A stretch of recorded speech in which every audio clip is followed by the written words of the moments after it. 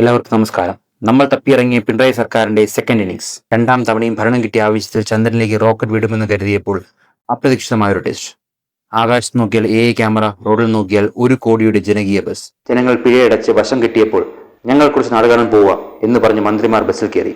Safe Keralam മുതൽ നവകേരള സദസ് വരെ ശരിക്കും ഒരു ആറാട്ട് തന്നെയായിരുന്നു. ഹെൽമെറ്റ് ഇല്ലാത്തവനെ മാത്രമല്ല, സ്വന്തം പാർട്ടിക്കാരെയും വീട്ടിലാക്കിയ 726 AI ക്യാമറകൾ.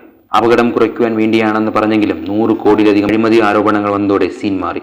ജനങ്ങളുടെ പോക്കറ്റിൽ നിന്നും പൈസ പിരിക്കാൻ വെച്ച ഈ മെഷീൻ ശരിക്കും സേഫ് കേരള ആയിരുന്നോ അതോ സേഫ് കളക്ഷൻ ആയിരുന്നോ? ക്യാമറ കണ്ണു തുറന്നാൽ പോക്കറ്റ് തന്നെ കീറുന്ന അവസ്ഥ. അങ്ങനെ 1-ാം നമ്പർ കേരളത്തിന്റെ ആ 1-ാം നമ്പർ ബസ് ഇറങ്ങി. ഭാരത് ബെൻസിന്റെ ഏകദേശം 1 കോടി രൂപയുടെ ലക്ഷറി ബസ്സിൽ മുഖ്യമന്ത്രിയും മന്ത്രിമാരും നാട് ചുറ്റാൻ ഇറങ്ങി. നവകേരള സദസ്സിന്റെ ഭാഗമായിരുന്നു ഈ പദ്ധതി.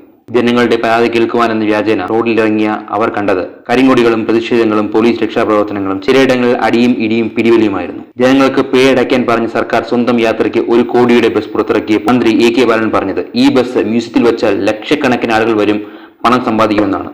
പിന്നെ ജനങ്ങൾക്ക് അതല്ലേ പണി? എല്ലാം പുകഞ്ഞു നിൽക്കുമ്പോഴാണ് ചില വെൽഫെയർ പെൻഷൻസ് 600-ൽ നിന്നും 1600-ലേക്ക് ഉയർത്തിയത്. ഇത്രയും തലവേദനകൾക്കിടയിലും ഈ ഒരു നടപടി കണ്ടപ്പോൾ സർക്കാരിന് ശരിക്കും ഒന്ന് ശ്വാസം വിടാൻ പറ്റി.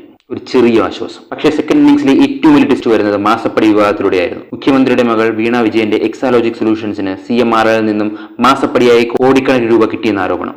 വിജിലൻസ്, ED, SFIO എല്ലാം ഒന്നിച്ചുവെത്തി. കുടുംബ ബിസിനസ് എന്ന് വിമർശകർ വിളിച്ചപ്പോൾ സർക്കാർ രാഷ്ട്രീയ വേട്ടയാടൽ എന്ന് മറുപടി പറഞ്ഞു. 2023-24 ഏറ്റവും കൂടുതൽ ചർച്ചയായ വിവാദവും ഇതുതന്നെയായിരുന്നു. ജനങ്ങൾക്ക് ഇത് സ്വന്തം കുടുംബത്തിന്റെ സേഫ് കളക്ഷനോ എന്ന് ചോദിക്കേണ്ടി വന്നു. അങ്ങനെ 2024 മെയ് വരെ എത്തുമ്പോൾ ഭരണം മുന്നോട്ട് പോവുകയാണ്. പിഴയൊടുക്കലും ലക്ഷറി ബസും മ്യൂസിയം ഡ്രീമും മാസപ്പടി വിവാദവും ജനങ്ങൾ എത്രത്തോളം മറക്കും? അത് ലോക്സഭാ തിരഞ്ഞെടുപ്പ് ഫലം നോക്കിയാൽ കുറച്ചൊക്കെ മനസ്സിലാവും. അടുത്ത ഭാഗം 2024 വലിയ ഇലക്ഷൻ ഫലങ്ങളും മദ്യനയ വിവാദങ്ങളും നമുക്ക് പൊളിച്ചെടുക്കാം. See you next time.